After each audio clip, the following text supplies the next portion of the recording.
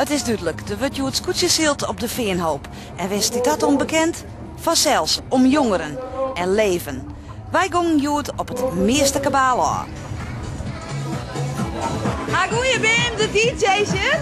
Ja, gaat er wel Is om. dat de DJ? Het gaat er wel om. Oh. Maar die een beetje zachter, want dan kunnen we misschien helemaal met mensen praten. Is het de hele dag je muziek? Heel dag, ja, het hele weekend erop. Oh, dat is wat score. Ja, ik ga de hele weekend onder de adem weg. Ja? Jazeker. Hoe giet's ook staan? Gewoon razen. Heb ik je te krijgen maar echt een scootje-fans? Ja, helemaal, ja. Ja, ben je me echt een scootje-fans? Zeker. Dat is ik al zo score. Ja, roken, hè? Ja. Maar je moet hem op een scootje-ziel? Nee. Nee. Nee. Ik hoop dat ze al die omdomen die waren. En dan was ik ze ramen met de boord. Bedrijf scootje-ziel zijn of... Ja, weer radboorden. Zie je dat we de brander in steken? Nou, het moet duidelijk wezen. Voor de echte scootjeleefhavers moeten we wezen bij Bierzicht. Of houden ze van orensport? Kun je eens even naar het dakterras brengen? Ja, kom maar.